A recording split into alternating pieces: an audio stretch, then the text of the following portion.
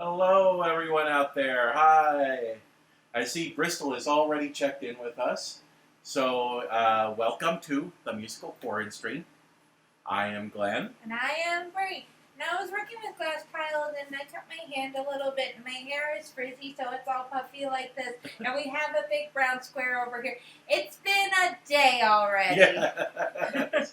Just to clarify, the big brown square over there is because we wanted a big brown square over there. It's an interdimensional portal. Yes, it is. That is what you call it, yes, when you gaze into the future by using the last of the paint you have in the color that wall is going to be. To be like, ooh, portal into a week from now. Yes, one day you'll see it all finished, but we are still self-isolating. We're not allowed to go outside. We tried grocery delivery for the very first time. It was $10, but it was really, really worth it. The person who did our delivery was great. It was able to be contactless. We were very nervous that we won't be able to go vote on the 23rd of June, which Virginia is having elections. But I just received notice from our elections board that if we go in our car and we wave over an election official and we say, hey, we've been exposed to coronavirus, could you please bring us a ballot, that they will be able to do that, because we had not intended on doing absentee ballots. Our polling place is really close, and I was really sad that I wouldn't get to vote, but it seems like they have thought of everything and will let us vote and try to do it in as safe a manner as possible, and we'll wear our masks, and they'll wear their masks, and hopefully it'll all be good. Yes. So that's the big excitement in this place today. Well, this morning I've been working on, we're just repairing stuff and trying to fix stuff up. We've lived out of boxes, I think, fairly regularly for probably about, 8 years now. I mean, we've never really fully unpacked from any apartment we've lived in, and so it's been a bit of an ordeal, and I think sometimes we're just like, oh, it's close enough, we'll just, leave it.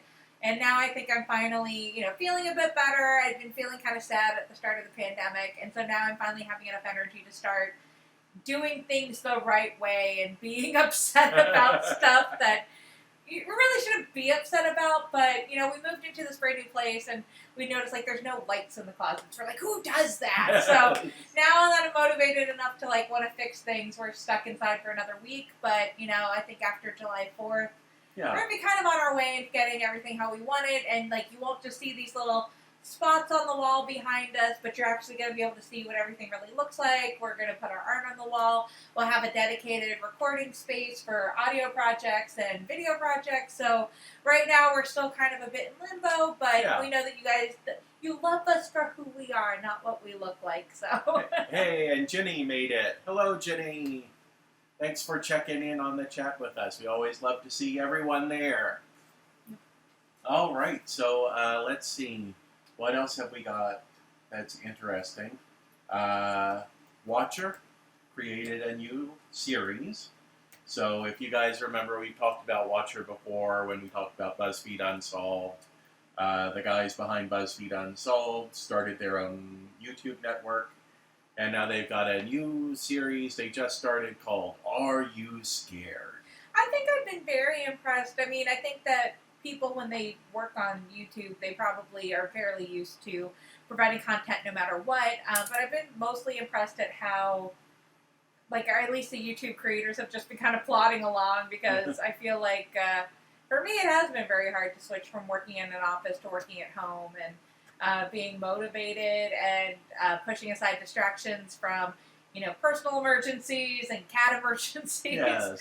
So yeah, be it that there's people who are still producing content has been really nice as a distraction-wise, or something kind of watching the evening, although we still play Animal Crossing, and, we are not bored by any stretch of the imagination. Bree has set up a really awesome island on Animal Crossing. I love my island. I keep saying, that's going to be, the Freaky Friday for me, is, if I got to go to my island, and I'm so excited, and then, I can't get anything out of the vending machine, or, I can't eat the fish or cook the fish. I just got, I feel like it's a place I'd really like, because I'm putting stuff I like in it, but it's also not very functional. I think that's my only complaint of the game. It's I want to be able to use my golf putter and build a little, like, putt-putt. I want to be able to, like, stage Midsummer Night's Dream in my theater. And instead what we get is, like, by the end of the first week, she'll just be standing on the edge of the island screaming, "I have eaten so many cherries!" Yeah, like, if you are in for a pear cherry coconut smoothie, have we got you covered? Yes. And let's see. I posted about this on Facebook. There is a movie out there. You can actually find it on Vimeo. It's like a $3.99 rental. I have not watched it yet. I'm trying to convince myself that I should spend the $3.99 to watch it. But it is called Unsubscribe. And it's just a 30-minute long movie. But I love the story behind the scenes on this because it is a cast made up of YouTubers, filmed entirely using Zoom by an independent filmmaker, who basically looked at the box office numbers and said, the major studios aren't releasing anything because all the theaters are basically closed because of the virus. So the top of the box office is like movies bringing in $10,000, $11,000, $12,000. So he got together with some friends, shot a 30-minute long suspense film on a budget of $0, entirely using Zoom video chat software, and then rented a theater space and bought all of the seats himself, and then just sat in the movie theater with the lead actor from the film, and they watched the movie together, and it wound up being the top of the box office for June 10th. So I love stories like that it was like, out of nowhere, here's a little zero-budget film that looks at the situation and says, hey, we can get on the box office charts with a movie right now, and just puts it into theaters. So I don't know, I kind of dug that story as like an inspirational story for creativity in a time of pandemic. And then I asked Glenn, I said, why aren't you doing that? You could do that. And I said, you are absolutely right. I've got to work on something like that, don't I? So, add it to the pile. I know, and I have to leave him alone to stop painting like the 2 inches of wall I can't reach. Yes, all these fine people in our chat room are still waiting for the Absent-Minded Professor concept album. So, I've got to get that to them. Yep. But I did find him an audio engineer, so. Yes, she did. So that's going to be a huge help. All right, well, is there anything else we want to discuss, or should we get on to our pitch for today? I think let's get on. These people got stuff to do with their Saturday. Yeah, we're cracking right along here. All right, so we've been doing pitches based on podcasts. If you're joining us for the first time, hi. We have already covered 99% Invisible was the last one. Mm-hmm. Before that, I did My Favorite Murder, The Musical, and before that, you did Welcome to Night Vale. Yep. All right. So today we're wrapping this up. We're going to begin a new theme with the next episode. It's my job to wrap it all up, and for my podcast that I am adapting, I have selected lore. Yeah, it's spooky. Now, for those of you who aren't familiar with lore, we talked about it a little bit at the end of the show last time. Lore is a podcast hosted by Aaron Mahnke, and it is this weekly podcast that they describe as telling true-life scary stories. Yeah, I think it's something that, like, really happened, or something that's like an urban legend or a fairy tale based on real events. Yeah. You know, so maybe not the real exact thing happened, but something happened. But sometimes they do, like, more of, like, a true crime bent, where it's like, this murder really did happen, it's very scary. Yeah. So I feel like it's kind of like a good mixture of, you could have a tale of Dracula, or werewolves, or, you know, the Bloody Queen. Yeah. Or you could have a tale of, like, that German family that was murdered and nobody found out who it was because, like, the guy was living in their attic. Like, it was real creepy. Yeah, and it is the stories that veer into fiction, a lot of times what they're doing is they're talking about the fictional idea and then like the documented case that is often associated with it and that sort of thing. They did 2 seasons of a TV series on Amazon, and then Amazon canceled them because Amazon likes to cancel everything after 2 seasons. Everybody. I mean, I feel like that's kind of the curse of digital media. Yeah. Is, you know, we grew up in the beginning of the internet, and I think that we had these very idealistic views that this is going to be very egalitarian. We're going to get to see things from people who have never created things, kind of like in the more wild, wild west of YouTube and, you know, LiveJournal and all that stuff.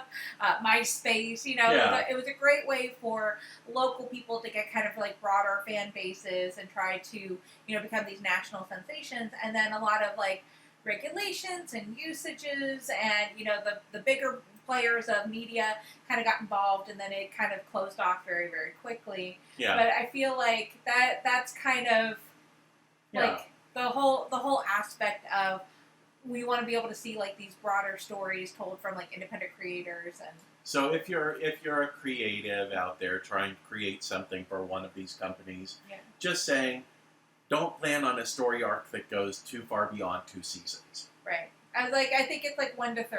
It's like what we've seen a lot from like Amazon, or if you're running a cartoon, if you're doing a cartoon series, you can plan on like 3 seasons for your story arc. Well, but it gets really hard with getting views and stuff, and I think it even gets harder with, like, we complained a lot about this week about algorithms. Yeah. Where it's like, we certainly like the things that we watch, but it's very, like, I don't have kids, but I don't let YouTube run.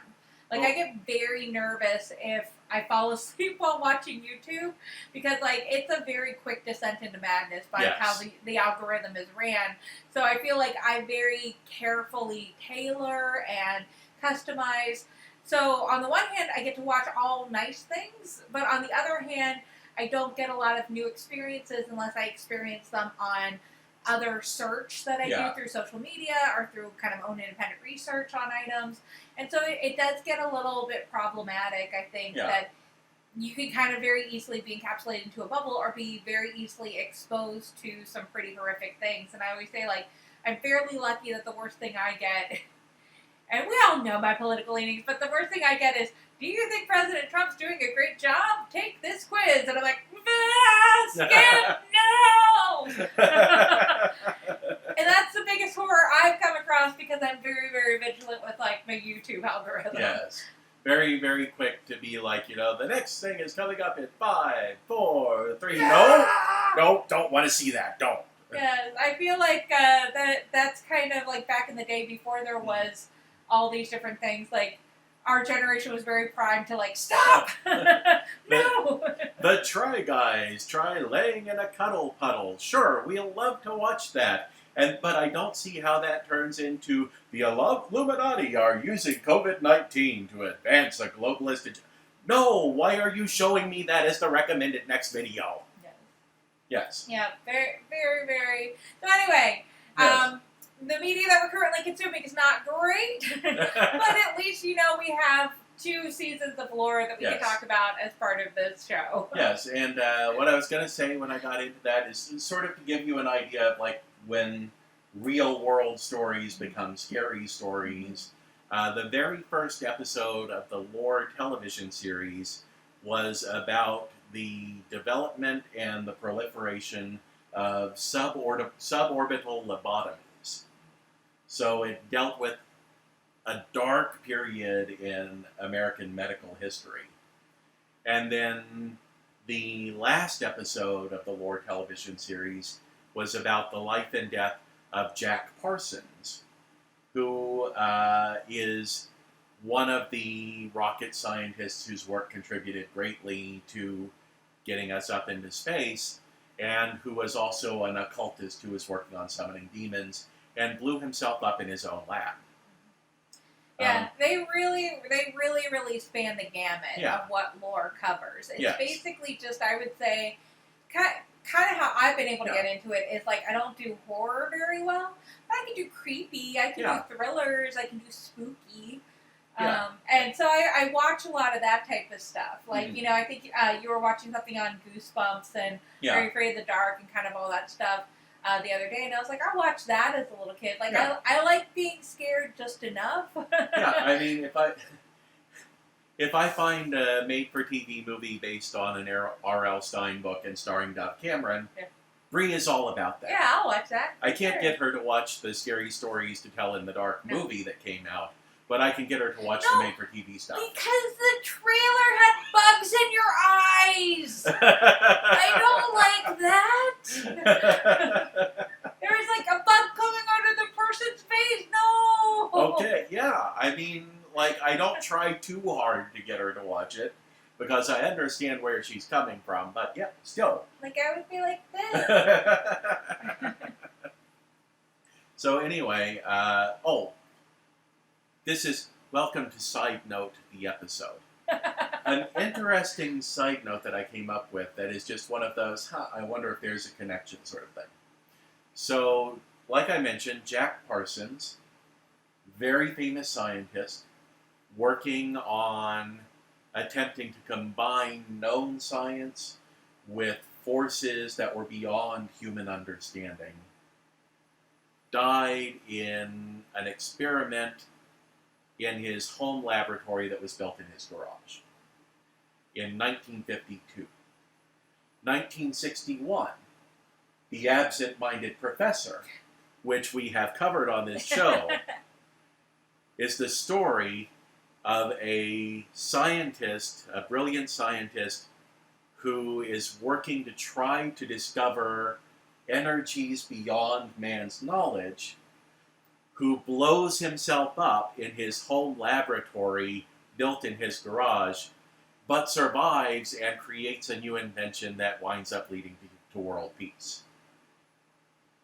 I do kind of wonder if somebody at Disney was looking at the news and saw the story of Jack Parsons and was like, yeah, but what if that had a happy ending?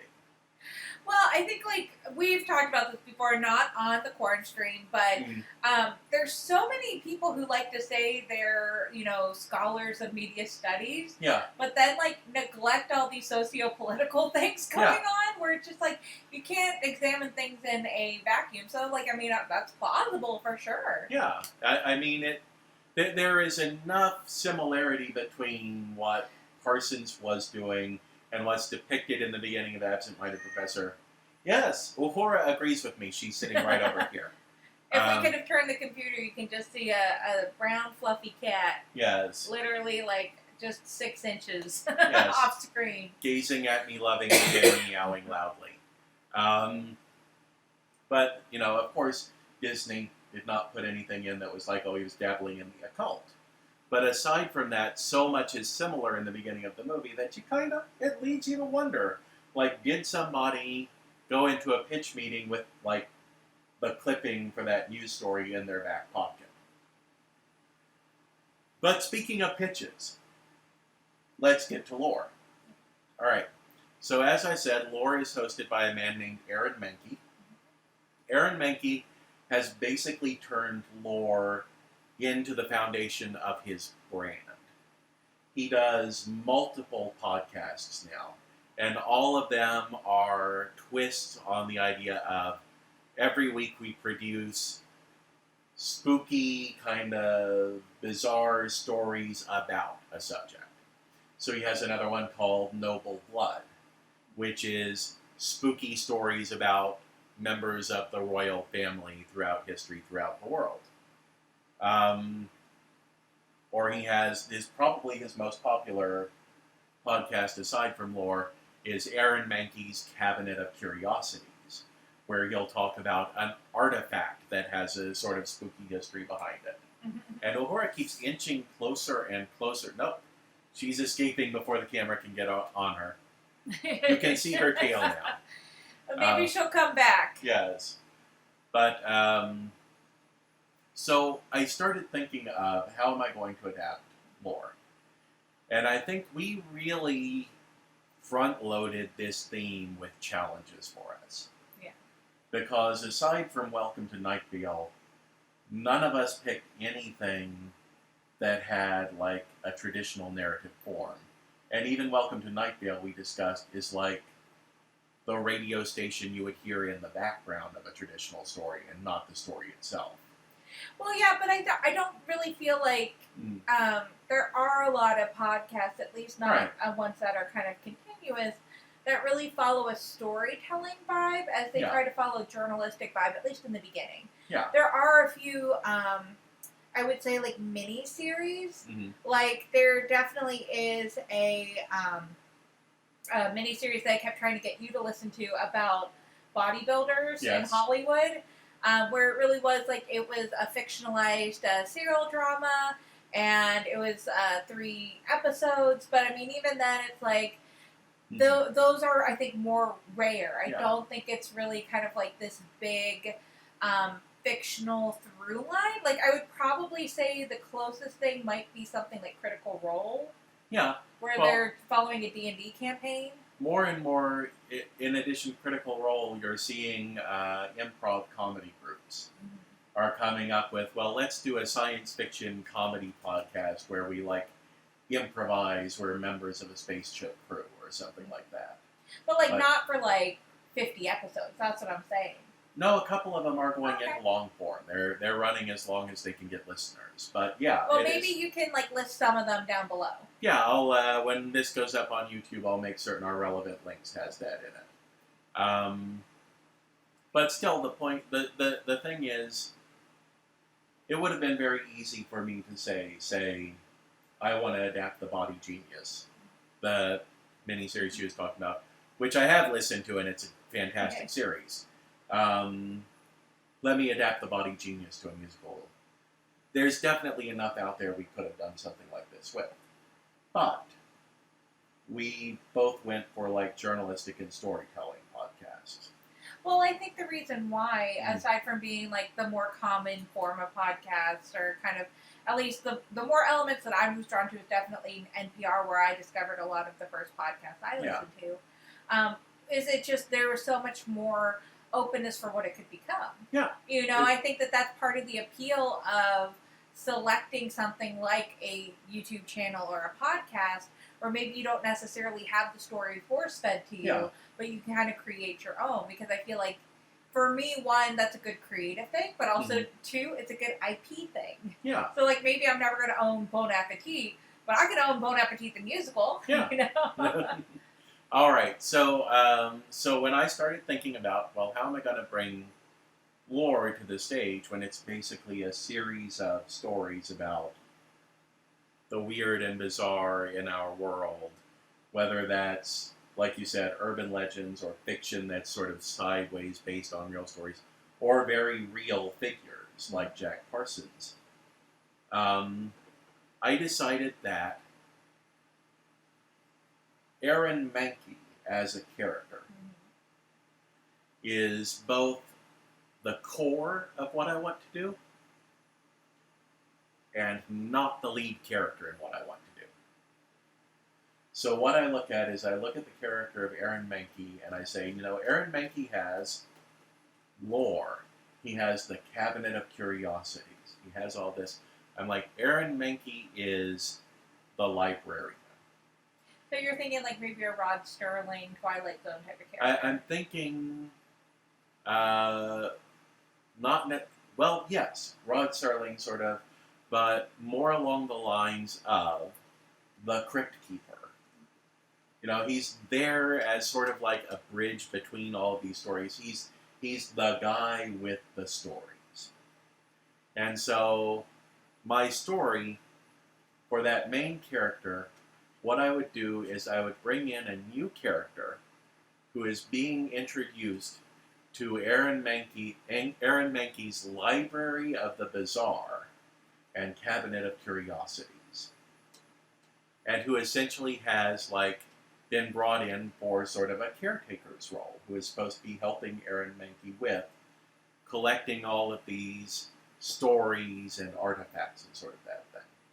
For some reason, I just got like a vivid flash of like Giles and Buffy the Vampire Slayer type of character. Yes, although I think that is how I would portray Aaron Mahnke on the stage. But then what I have is, in my mind, we would pick a significant story, something that lore has covered before. And we would say,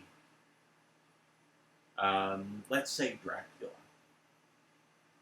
So what you have is, it turns out that the stories and the artifacts that Mahnke collects are not just stories and artifacts.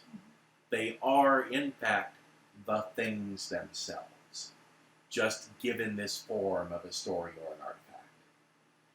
And Dracula has gone missing, which Mahnke now has to explain to the newcomer. This is a very serious thing. No, it's not just run out and buy a new paperback of Dracula and put up here. If Dracula's gone, he's like a linchpin that a lot of these other stories are going to go with him. It's almost like the plot of Goosebumps the movie. A little bit, yeah. Yeah. Where, if you've seen Goosebumps the movie, the characters start coming out of R.L. Stine's book. Also, a little bit like the storyline of Scary Stories to Tell in the Dark, the movie, where the book of scary stories to tell in the dark starts coming true once it's been read. It's a very common story in these sorts of things. But what I see is the characters, essentially, it's like these stories have to be collected. They have to be known so that they cannot cause damage in the real world. If the stories are collected and they're kept here in Aaron Mahnke's cabinet, kept here in Aaron Mahnke's library, then the world is protected. But once they get out into the world, these stories, these characters, become wild. Things change, things alter, things get added, which comes out of sort of like, for me, a background in folklore of stories expand the more you tell them. You think of Dracula would be a good example of that. That yes, you have Bram Stoker's Dracula, but you also have Dan Curtis's take on Bram Stoker's Dracula. You have Francis Ford Coppola's take on Dracula. You have Dracula the series, which was a 1980s modern-day set action television series about Dracula and the vampire hunters chasing after him, that sort of thing. Stories expand and they start to have unexpected consequences. So then what you would have through the rest of the story is the character exploring Aaron Mahnke's library and trying to find stories that have gone missing that are still in the library to get them put back in their proper place. And this would give you an opportunity to play with the idea of some of these things are just mischievous. You know, they see an opportunity, so they've decided they're going to play hide and seek with the character now. And I guess what you have here is hopefully a bit more plot, but I'm seeing along the line of Cats, but with scary stories. Or Into the Woods. Into the Woods with scary stories instead of fairy tales. Although the versions in Into the Woods are actually like the scary versions of fairy tales. So what you have throughout the story is you get songs that tell the stories of the characters that they're tracking down. So you have a song that can be about Dracula, that can end the whole thing as they find Dracula and put Dracula back where Dracula belongs. But you can also have stories about things like the doppelganger, which is not a specific character, but is instead this idea that crops up in stories throughout the ages. This mysterious figure who looks exactly like the person looking at it, who is, it's a real world phenomenon of occasionally you run into somebody who just looks like you. But there's all of these recorded sort of spooky stories of someone on the battlefield seeing their doppelganger like waving them off from going into a building only to have the building explode seconds later. Or people seeing their doppelganger like step through a door ahead of them, and then their doppelganger being the person who gets shot instead of them. Or you have stories like the Banshee, the spirit that warns people off from dangerous situations. You could have all of these different characters from lore and mythology and urban legend, and even the spookier realms of the real world, who get their sort of moment on stage. So I guess a little bit of Cats, a little bit of Into the Woods, a little bit of Ghostbusters, come to think of it. Well, it certainly sounds unique. I don't think that I have anything. I was like, all right, sure. I mean, I don't think that there's really any real precedent for what you're kind of talking about on stage. Yeah.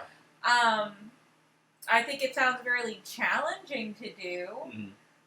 Be it that it takes place in a library and you really have to have some of these dynamic sequences and stuff like that, but like not impossible. Yeah, I don't know. Well, I think the musical that keeps coming to mind. Yes, below. You can comment in our chat, comment on YouTube, and let us know what you think. I think the musical that keeps popping to mind, that has the sound both that I would want musically for the show, and sort of a similar narrative element to what I'm looking for, in the sort of bizarre scenes staged in the middle of everything, is Nevermore, which is a musical based on the life of Edgar Allan Poe. So I can see almost the Cabinet of Curiosities characters being like an acting troupe that pops in and out. So the scenes can expand, and suddenly it's like, yes, you were in the library a second ago, but now we're putting on this. Yeah, for those of you who haven't seen it, Nevermore was produced by a Canadian company. It ran off Broadway for a little bit, but it's mostly known by people buying the soundtrack. Yes. It's not really really popular done, although I did see somebody in Charlottesville do it, I think like a year ago or 2 years ago. So there's certainly like rights to be licensed and stuff like that. But it's kind of a Hamlet-y type of play within a play moment. So if you just kind of take that and you expanded it, the whole thing. It's Edgar Allan Poe's most famous characters come back to life to haunt him and take him back through his life. So it's, Lenore and Annabelle Lee and Marie Roget and Roderick Usher and all these really famous characters. But they say, no, we're an acting troupe and we're going to talk about your mom. And he's like, my mom was an actress. And they're like, yeah. And then it kind of starts with, his mom and dad, and when they were little kids, and goes through their life, and then they go back onto, where he met them, which is on the deck of a steamship coming from Richmond. And, basically, it's his final hours at the very end, where he ends up, dying and never meeting his fiancée and getting married and living his comfortable, happy life he thinks he can finally get to have, because basically the whole thing is like, you'll never be happy, you'll never be comfortable, your life is cursed. But see, now, all except for his characters, but his characters are like, we're always with you because we love you and you created us and you gave us life and that's why we haunt you.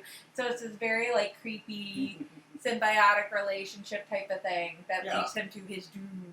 Yeah, so, and see, let me just turn this back a little bit, because I think the cat has settled down. Yes, Uhura has settled down and is sleeping peacefully by the pillows over there. She's not going to come up close to let people see her. Unless you turn it more that way. Who do you want to see, me or a cat? Come on. She's the one who actually is contributing to the conversation. But the cat's pretty cute. Yes. So I sort of see that element of it, of these characters having a part in producing scenes within the library that then expand the world beyond the walls of the library. I love the sound of, by the way, the Nevermore soundtrack, like Bree said, it's a very popular soundtrack. I would describe it as sort of a baroque modern rock. So it's rock and roll, but it's got that baroque classical sensibility to everything that's going on in it. And that's sort of what I hear as the sound of Lore, the musical, would be that classically influenced, but it's rock and roll. And then my story is the thing goes missing. Let's use Dracula. In development of the show, I might decide I want to go in a completely different direction with the character. Maybe instead of Dracula, use a character like... Actually, you know what? Let's throw Dracula out. Elizabeth Bathory. Yeah. Elizabeth Bathory would be a good one.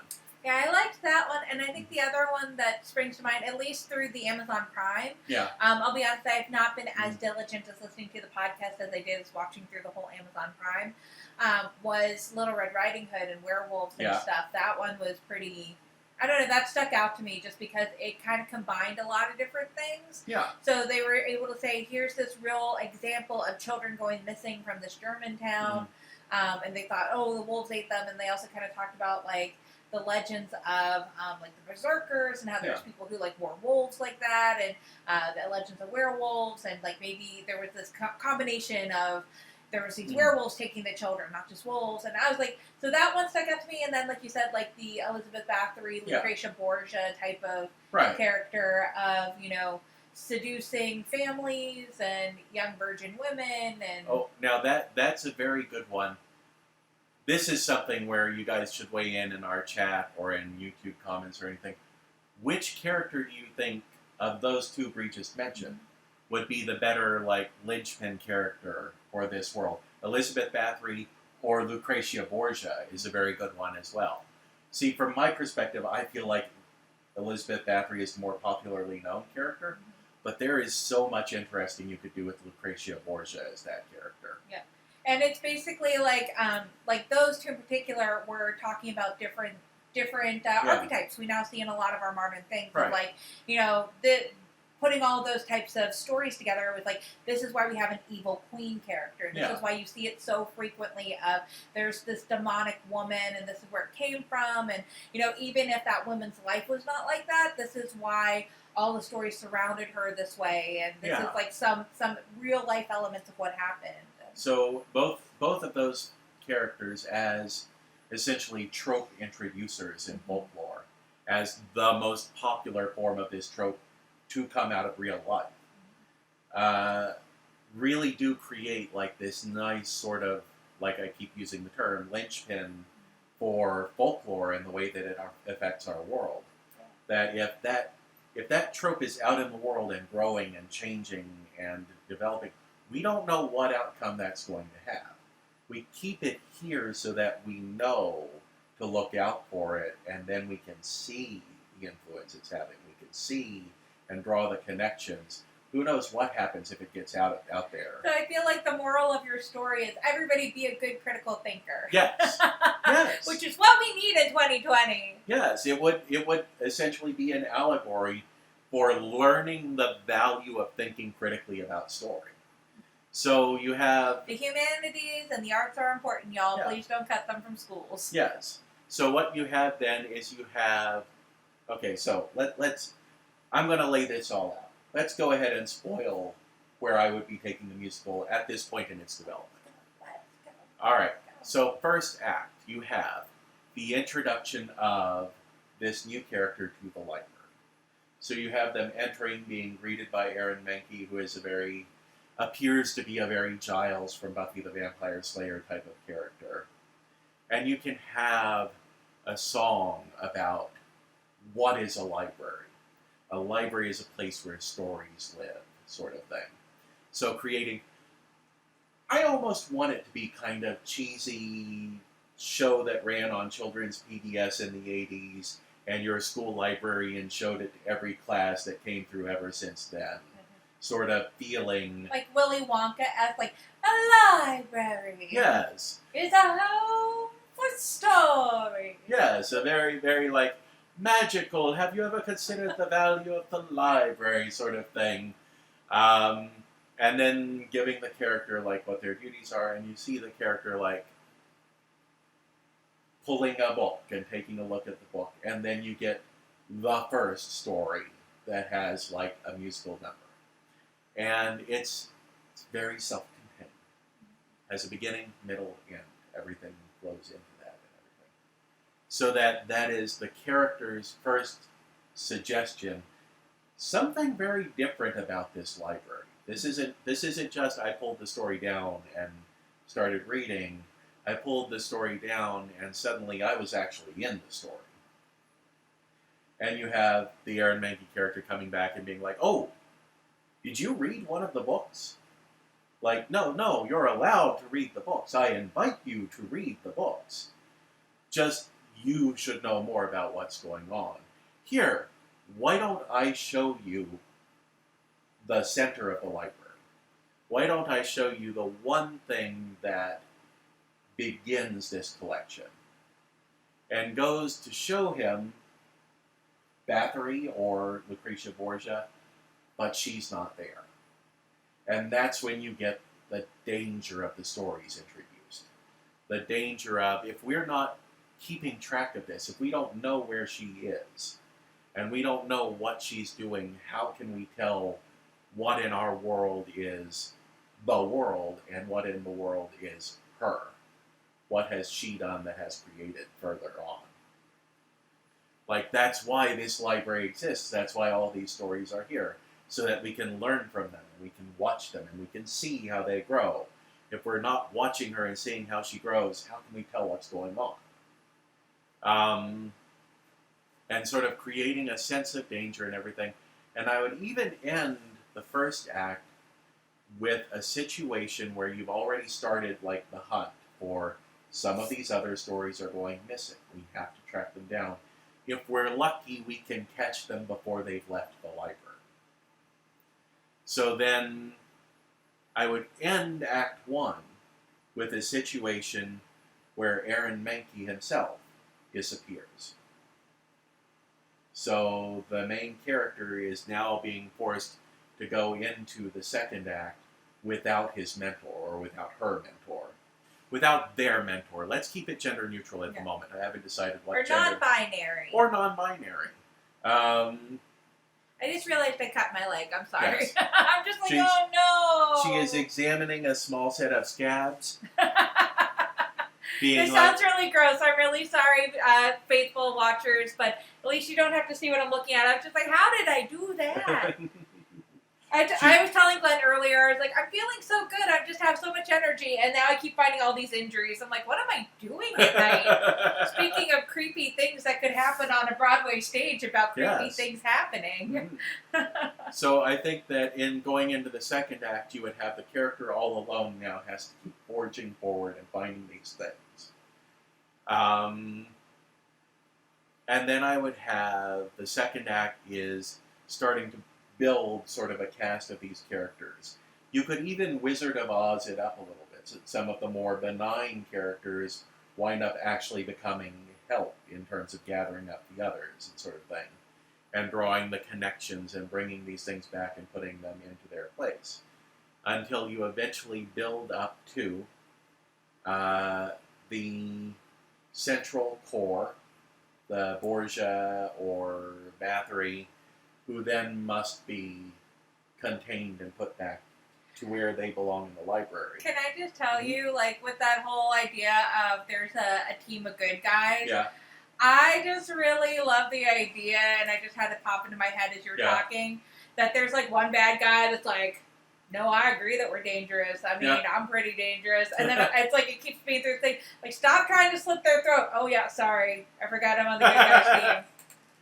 Like, I'm being, oh yeah, I'm helping. Yeah, I'm being my archetype. Like, I agree, like, we should all be here in the library. Like, this is not good. I'm not a good person. But still, like, they keep trying to, like, murder people. Like, stop trying to murder people, Jack the Ripper. Oh, yeah, sorry, my bad. You just went exactly where I was about to go with that. Jack the Ripper would be that character. Just like, oh, sorry. I could see the Jack the Ripper character basically being like, yeah, I agree with you. There is no morally redeeming quality to my character. Like, I am literally the greatest monster in modern folklore. I am the name that people pull out whenever they want to be like, this person is irredeemable. I should be here. Yeah. Like, but also, like, recognizing that they have a bit of infamy being as part of the library. Yeah. So it's like, I have a desire that though I'm on team bad guy, Yeah. I want to keep things the way that they are, because this is a pretty sweet gig, even though, I'm horrible. Yeah. So, like I say, you would build up to Bathory, you would build up to Borgia, whichever one we're using, or whichever other character we're replacing those two with as we develop. And what you would discover in the confrontation with that character is they are out because of an action that the new caretaker took at the very beginning of the musical. When they entered, one of the first things they did, let this character loose. So then what you have is eventually being able to capture this character, put them back where they are supposed to be in the library. But you haven't found Aaron Mahnke. And that would be when Aaron Mahnke appears to say, there's one story left that is out of place. It's my story. No, it's the main character's story. Because the main character is the sorcerer's apprentice. The main character is that archetype of the person who reaches too far too quickly. You know what? Sounds pretty good. I was like that. When you're kind of describing it, I don't like. To be honest, I watch a lot of musicals. I love musicals. I don't think I've ever heard anything fairly similar to this, which is kind of fun and interesting. I think that we've seen a lot of movies along this way, and in fact, I was like, I think the closest things I can think of might be kind of the same feeling, right? Might be like Xanadu, or might be like Shrek.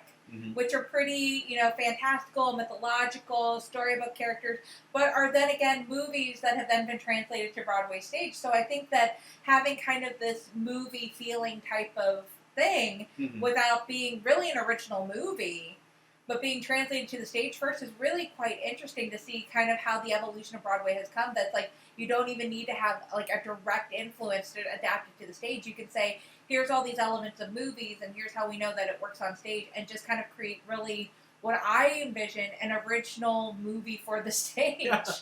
Well, I mean, and that's an interesting thing now that you bring it up, is there's, aside from the collection of characters, which you would want to include a lot of things that Laura has actually covered. Well, you know what it makes me think of is, so in Holy Musical Batman, one of my favorite musicals, they reach a point where, like, Batman back in the day has a lot of, like, weird, villains, where it's like Calendar Man and whatever. Yeah. And anyway, at the very end, they're like, come on, villains of the public domain, and they're like evil Sherlock Holmes and evil Mother Goose, and I just feel like that's a bit the silly version of this, but I think, like, if you do have a lot of these characters that you can go ahead and take for this, like, novel IP, I think it works really well. Yeah. And I think the interesting thing in what you just said is it's like, oh yeah, if you remove the lore branding from it completely, if you replace Aaron Mahnke with just like the librarian or something like that, you can just create this for the stage. Yeah. Excuse me, I can create this for the stage. You guys, I'm working on this script now. Okay, because what the lore brand really brings to it is just like an instant recognizability for fans of the podcast, fans of the TV series, and that Aaron Mahnke character that you can use. So, Aaron Mahnke, if anybody has passed this show along to you, and yes, and you like what I have come up with for a story, I'm right there. I would love to develop this branded for lore. But I think I've got a script idea here that I can just start on. Yeah, for sure. There we go. All right. Now, if you are out there and you're just screaming at your computer saying, this sounds so much like X, and I saw this last year on Broadway, and you're not giving it its credit, please, join the conversation in our chat below, or join the conversation on YouTube. We'd love to hear your opinions about this type of show, or if you've seen anything like it. Like I said, I was like, I feel like I'm pretty up to date on my musical knowledge, but this sounds fairly original to me, and I'd love to kind of see what this might look like on a stage. Yeah. I mean, I think that you would, again, like we've talked about with a lot of our pieces, you could have 3 different tiers of what it would look like for a fringe show, what would look like for off-Broadway, and what would look like for Broadway. But I think there's enough evidence in all 3 of those that you could definitely have a fairly successful, stable show. And like you said, even if people don't know anything about lore, Mm-hmm. they know a lot of these like archetypes and tropes and characters. Yeah. Or, if people don't know anything about that, but they know lore, I mean, I think that there's a lot of inroads towards it. Yeah. I think it sounds pretty exciting. All right. So, again, Aaron Mahnke, let's see. Carl says, check out the TV series Once Upon a Time around 2011 or 2013. Yes. Which, that's the one that's 80... we've never watched it. Yeah, or I've never watched it's it. Disney, ABC, where it's kind of like, it's the non-campy version of Descendants, because it's all like the real people. It's not, well, it kind of is their children, but they do real human adults of Snow White. And yeah, it's all of the like fairy tale characters that my mother loved that Disney show. has adapted, but done as like realistic characters in this sort of story. Yeah. Yeah, and it's kind of like, if I remember correctly, they kind of jumps from like real life to fairy tale life and stuff like that, and then it kind of all gets blendy. And all I remember is I think like Captain Hook marries like Snow White or something. I don't know. And I didn't watch the show, but I will definitely check it out. I think I watched like the first 2 episodes. I think humanity is, if I'm going to dive deep really quickly here, just do a surface level deep dive. Why not? If I'm going to do like a very quick deep dive in this, in our folklore, we have a lot of what if the stories that we love were here in our real world with us. So yeah, Once Upon a Time, there was an earlier television miniseries, The 10th Kingdom, that was all about all of these fairy tales exist in an actual like alternate dimension that is their Onward, kingdom. that just happened. Yeah, Onward is a similar story. Buster Keaton starred in a movie called Sherlock Jr. that was about Sherlock Holmes coming out of the movies to investigate a crime in the real world. Woody Allen directed The Purple Rose of Cairo, which was about a woman who desperately wanted to go into the movies that like distracted her from her horrible real life.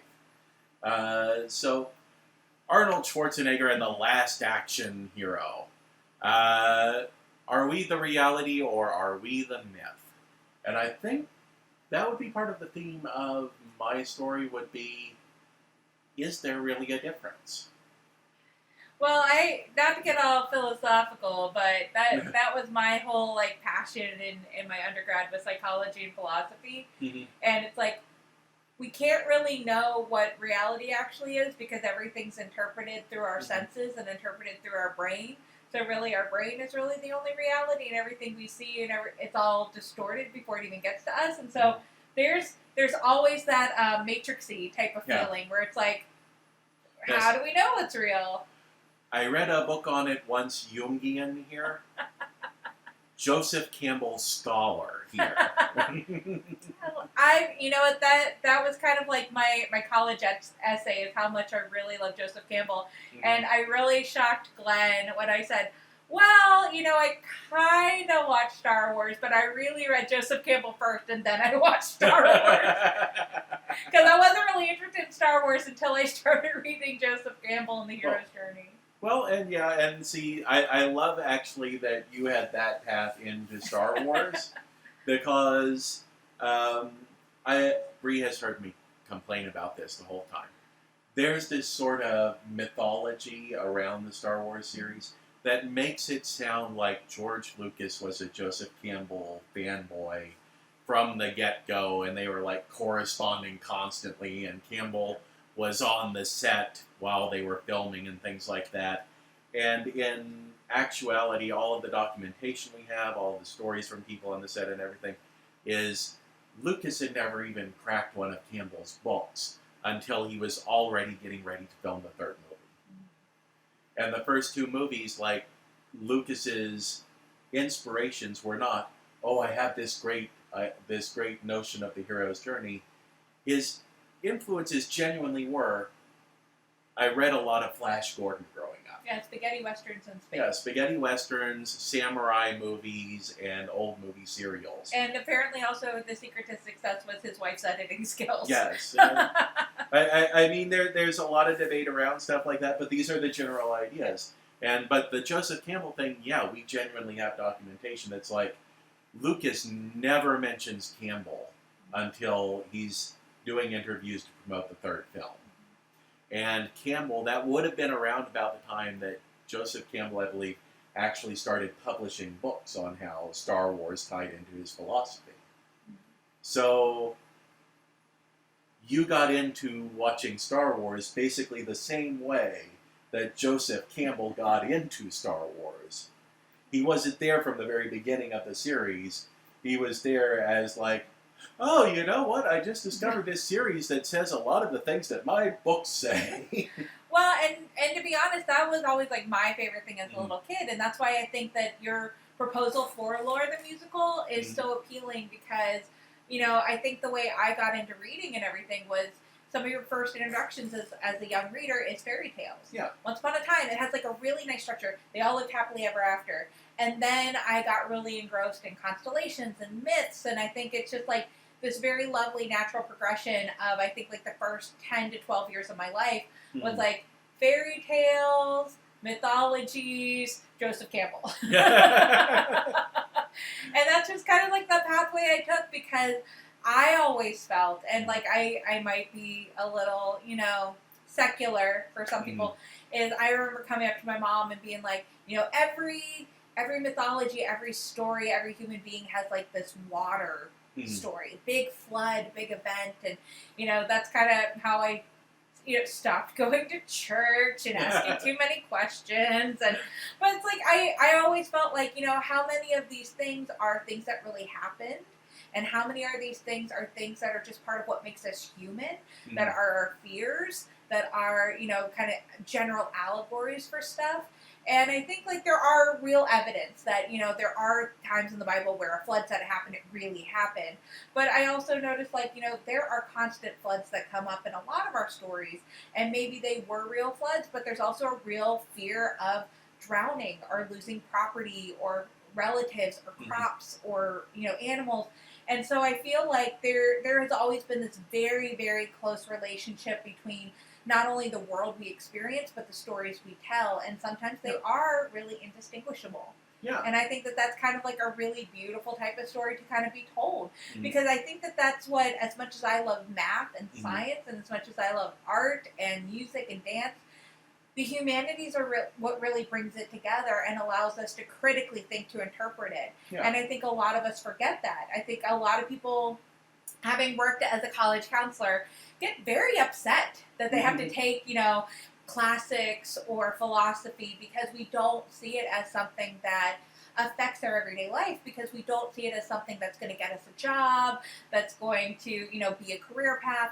But I think overall about what makes us human, humanities, it really is the overarching thing. So it's kind of like saying, well, you know, why do I have to understand morality or ethics? You know, they're not going to help me get a job. And I think that that's what kind of has led us down, you know, a bit of a darker educational path, where instead of having kind of a classical education and understanding, you know, general stories of other people and, you know, experiencing the world a bit more globally and being a critical thinker. And I think that that's really what higher education should do for folks. And I think that that's what I would always try to encourage my students to be like, just look at it as an opportunity to, like, yes, I'm taking a pottery class, but what can I learn about it? Or yes, I'm taking a philosophy class or a storytelling class. And it would always make me really sad where it's like, all you have to do is take a class in vampires and just enjoy it. Like, nobody's going to ask you to do that as a 35-year-old. Nobody's going to ask you to, like, take a class just to have some fun. So it's like, I think that I totally understand where people are coming from, and it's like $3,000 per class, but at the same time, like, you know, if you can try to take lessons and apply it to your everyday life, I think it's going to make you a happier and more well-rounded person, especially if that's what you need to do to get your degree, despite it being expensive and despite it appearing not really relevant if you were going off to, you know, design spacecraft or, you know, work in solar power or, you know, even like do journal and editing or stuff like that. But that's back to things. Well, and to the point of, are we the reality or are we the myth? a lot of what you just said, a lot of the mythology and everything, the stories that we've created are how we've given shape to our reality. And I feel like that, I feel like you could almost set that up as being a question within the show. That's your tagline. And yes, Tagline, baby. And the answer for that being we are both. And especially then with the core of the library being Lucretia Borgia or Elizabeth Bathory, those are two very real historical figures who have passed into mythology. So, and they have then become the foundation of further mythology. I feel like you also have a really good opportunity to create kind of a novel mythological legend or story that's fairly feminist. Yeah. Because I was like, I think that even though this is not their two stories, but if you broaden it up even further, there's plenty of goddesses and creation stories where you have really horrific, terrible, awesome women. Because Mother Nature is fairly cruel. Mother Nature gives and Mother Nature takes away, and that type of stuff. And for the expansion of the mythology around the characters and everything, I think that there would be an interesting question. I don't know if you could get into the show, although it would be interesting, of here are the things I genuinely did while I was alive. Here are the things people know. But I didn't become the villain you think of until men got their hands on my story. Happens a lot! Yeah. I could see that being a central part of that character. Not only men, but Western men. Sorry, Western history. Oh. And to sort of wrap up our discussion and everything. Before we go on our liberal elite backgrounds of higher education, trying to prove that all of our education was worth it so that we could analyze and create works of art. Well, and in order so that we can take some of this development and then put it toward actually putting out a script. We talked a little bit just now about Joseph Campbell and things like that. One thing I want to throw out there for anybody who's interested in writing and storytelling and folklore in general and everything is, you are going to hear a lot of people tell you, don't pay attention to this book. Because this book is all about formulas and stories and you don't want to be formulaic. But in general, those books tend to be people who have genuinely looked into multiple stories. Now, Joseph Campbell leads into, you have Save the Cat, which is, for those of you who are not familiar with this, it's kind of an inside baseball thing. If you've ever been interested in writing a screenplay, someone has suggested Save the Cat to you. The author of Save the Cat sold a number of screenplays in his lifetime. I think only 2 in his lifetime ever actually got to production and release, which a lot of people use that as a point against him is, he was only a writer on 2 movies. But he actually sold 50 screenplays. It's just not every screenplay gets produced. He wrote a book called Save the Cat, which is about his own research as a writer, that he watched movie after movie after movie of successful movies, and he put together, every movie has these moments in the story. The big blockbuster movies, the movies that sell, have these moments in the story. And they come at roughly this point in the story. And he stuck all of that into a book, and he said, this is what a successful movie looks like. So if you want to write a screenplay that's going to sell, you don't have to follow this, but this is what has worked in the past. I always say it's a good way to learn. Yeah, exactly. Recognizing patterns and following patterns is a really good way to learn. Yeah. But I would also say, we're humans. We all know humans. Humans like repetition. Humans like patterns. They're not common tropes for nothing. No. And what I would say is there's been this big push recently of ignore anybody who tells you to read Save the Cat, because Save the Cat is a formula. It's made every Hollywood movie the same ever since it was published, and that sort of thing. And I say, read it for what it is. Read it for one person's research into what is the story we're telling ourselves all the time. Also, again, like, if you want to say every Hollywood movie's the same, you gotta look at money more than somebody reading a book. Yeah. But the reason I bring up Save the Cat is because, like I said, I've seen that movement lately. Ignore Save the Cat. Don't pay any attention to it. If you want to be a good writer, don't read that book. And when I saw that, my first thought was, well, what's next? Are you going to tell people don't read Joseph Campbell? Because Joseph Campbell laid out the hero's journey, and you're going to be like, that's a formula. Nobody should be reading about a formula. And lately, like within the past month, yes, I have seen people saying you should ignore Joseph Campbell's work because it'll make you a bad writer. And I'm like, no, these are fundamental texts that are about how human beings construct stories, and they are not people being like, here's a formula, only follow this formula. They're people who are actually distilling this formula from what we have seen before. Well, and we're not saying don't be critical, but like one of the things we've talked about personally is like, in order to be a better storyteller, you do have to read seminal texts, even if you don't agree with everything that they say, because then you know where to diverge, or then you know where to think critically and apply new principles that have come since, 35 years ago. So it is one of these things where it's like, are they the be-all, say-all, like, take this as, edict? No, but it is really good to know, like, you can't break the rules until you learn what the rules are. Yeah, and then I would say, look into, if you are one of these people who's like, I need to buck the system, you need to know what system you're bucking. Mm-hmm. So you need to look at Joseph Campbell and say, oh, this is the story humanity tells itself over and over and over again, the hero with 1,000 faces. But what if I took this one section of the hero's journey and took it off in another direction? And said, instead of this moment happening, let's send them off on another direction. What if I looked at Save the Cat and said, oh, at this point in the script, I'm supposed to have the world turn upside down for the main character. But what if I went in a different direction with it? What if I didn't do what was recommended in Save the Cat?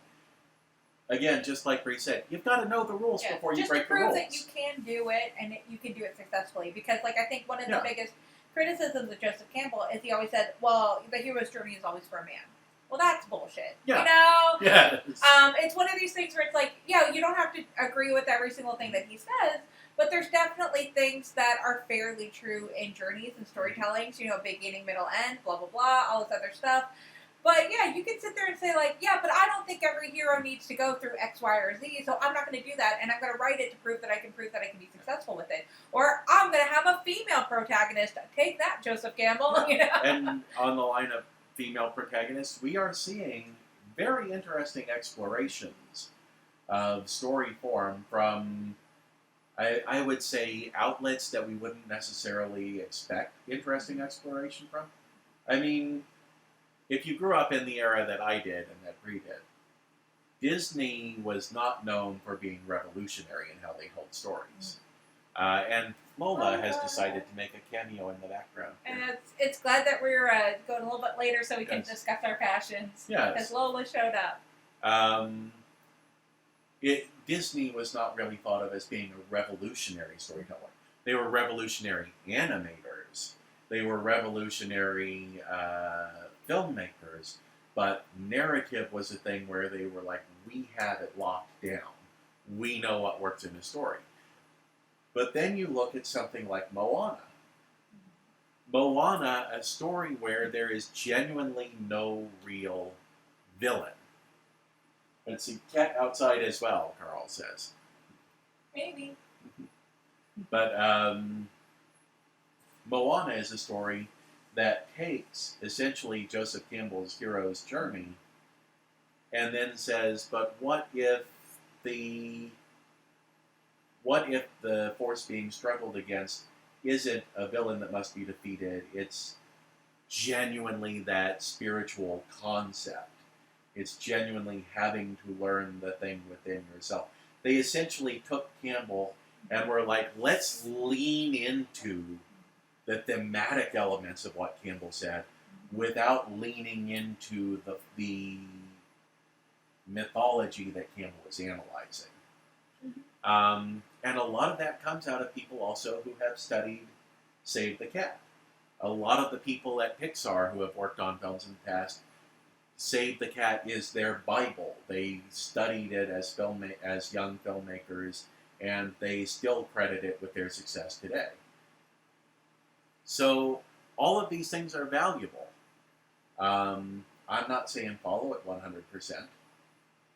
Maybe it's a good exercise to follow it 100% and see what you produce. Well, and not that we're big, huge movie makers or theater makers ourselves, but we do know some things about some things. So if you'd like to hire us for your own independent, consulting services, yes, you can support our Ko-Fi, kind of going down there. We would always love a free cup of coffee or free pizza that we can be sent to the house. You can tell I'm already thinking about, dinner's happening in 3 hours, and I don't know what I'm going to do for it. But overall, this is something we're really passionate about. We're happy to, speak with young people who are interested in creating their own stories, as we have done that an awful lot, and we have a fair share of place between us. We're also happy to make any book recommendations. I'm actually really happy. I will send you some of my books, be it that I moved them all over the country 3 or 4 times at this point. If you want a book, I got a book for you. We have a bookstore. We do. We do. Yes. I totally forgot that you did set up a bookstore. What a good segue that I totally forgot about. Did on purpose. As Bree is offering to send her books for free anywhere across the country. Yes, I will tell you. It seems like a good time to mention that we do have a bookstore. Yeah, as much as I love The Power of Myth and Hero of a Thousand Faces, I love a ton of different, psychology, philosophy, just a whole mess of books that relate to the human experience / storytelling experience. And so if you want some recommendations, Glen has set up a really amazing bookstore for us on our Musical QuaranStream site that has been kind of linked to not only this channel on Twitch, but also on our YouTube. Yeah. And see, on YouTube, as you may know, I am the Film Optimist. And we are also the Musical QuaranStream with Glen and Bree. We're both on the same channel at YouTube for the Film Optimist. So there is, and I'm trying to pull up the URL because I didn't think I had enough to have the URL ready to go here. There is a Film Optimist bookshop on bookshop.org, which has selections for the Film Optimist that are books about Hollywood filmmaking and how to read a film critically. And then we also have sections for the Musical QuaranStream.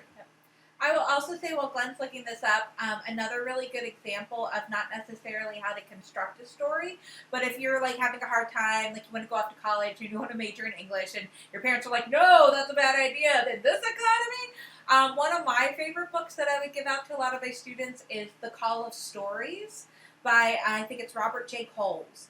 And he is a physician, and he talked about how he actually worked with storytelling and his patients, not only so that his patients could tell him their symptoms and experiences in a story way that would help him treat them, but also how their patients could learn how to tell stories to help kind of make sense of their own lives and kind of get their own lives in order. So there's a lot of benefit not only to, occupations, but there's also a lot of benefit to, therapy and kind of psychological processing. So I highly, highly, highly recommend not only evaluating how you're creating stories, but also what stories can do kind of for your everyday life, because there is a lot of resources out there saying, there are things out there that we really can't attain through any other way other than knowing stories and being able to storytell effectively. Yes, including medicine, which I think is neat.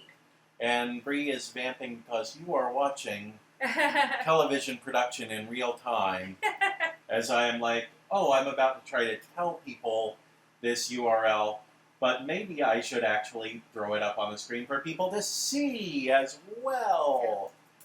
So, you're about to see some television get produced in real time. I think I see it typing out. Yes, she's seeing it type out. And I'm going to say, okay. And let's see. Oh, did you guys see that all typing out in real time with the URL? Because according to us, it went live as I was typing. Yep. That's very cool. I did not expect it to do that. Yeah. But yes. Yeah, check that out. We'll try Yeah. to put up all of our favorite storytelling, how-tos and, psychological purposes and all that fun stuff together. Yeah. And that is, so bookshop.org/shop/filmoptimist. And I will see if I can get a URL shortener to get like an easier to remember URL for that. But basically what this is, it's like the old days when Amazon introduced their affiliate program. Mm-hmm. Bookshop.org is a network of independent and locally owned booksellers who have one website. You order from that website, and whatever small bookstore can fulfill your order fills your order. And which everybody can use a little bit of help during this pandemic as well. Not a lot of people are going to small bookstores, so we're really hoping that this will help a few people who really need it. So you're supporting local booksellers by going through bookshop.org, and by using our link, you're also supporting us because we get a small percentage of any sale that is through our link. The website, let me see if I can hold this up. That's very terrible. That's terrible television. We'll do a better job than that. Terrible television. Yeah, Lola says that's bad. Yes. Lola says I shouldn't have even tried that. But bookshop.org, the Film Optimist section on there currently has books about movies, which includes things like Frank Conniff's 25 Mystery Science Theater 3000 films that changed my life in no way whatsoever, and Roger Ebert's Your Movie Sucks, and also As You Wish, Carrie Elwes' book on the filming of The Princess Bride. Oh, boy. We also have We Adapted That, which is any source material we can find in book form for the various things that we have discussed adapting on the Musical QuaranStream. Mm-hmm. So Night Vale's book is up there. My Favorite Murders book is up there. There's an unofficial biography of the Dixie Chicks available there. So you can look through there and get things. I'll be adding up. There's Aaron Mahnke has produced several books based on lore. And there's musicals, books about musicals and theater, which includes the Hamilton Experience book. Some of the books that we have read in college. Has Theater for Community, Conflict, and Dialogue from Michael Road. Yeah. And Magic and Gender in Early Modern England, which is a book that is specifically about... Excuse me. That is a book specifically about depictions of magic and gender in Renaissance theater. Well, there's a lot of good things out there. We're going to try to get it to you. I appreciate everybody sticking with us for this long. Yes.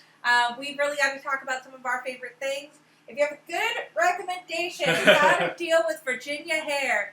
My hair is puffier than ever, and I could use really a cheap solution here. I guess coconut oil, maybe. I like it, but... I always say, I look like every single, 90s heartthrob. This is very Heath Ledger in the early 2000s. I just need to, be surfer dude. But whatever she needs to feel comfortable, she should have, so... Got a lot of thunderstorms going on, and my hair just wants to rise to meet it. So, but we thank you for your time. We love you so much. We hope that you'll check out some of our books. Please go ahead, keep sharing and supporting us. We see you doing it out there. We really love it every single time you see us share the good word of the Musical QuaranStream, and we'll have something really good and exciting for you next Wednesday at 8 p.m. Yes, that is going to be the first episode of our new theme. Yep. Which is going to be books. We're talking about adapting books to the stage. I know that doesn't sound exciting, but it will be. It will be. Trust me. She's got a really good book picked out for the first one, and I'll let you guys see it when we come back on Tuesdays. On Wednesday. Wednesday is when we do the show. Not Tuesday. Why did I say Tuesday? Anyway. Oh, Virginians, go vote on the 23rd. Yes. Go do it. Virginians, vote on the 23rd, and make certain you're here back with us. Yes. We love you. We love seeing you guys pop up in the chat. I'm supporting Dr. Cameron Webb for Congress. Virginia 5th. Woo! And we will see you next time. Until next time, take care of yourselves out there, because we're not there to take care of you, all right? Love you. Bye.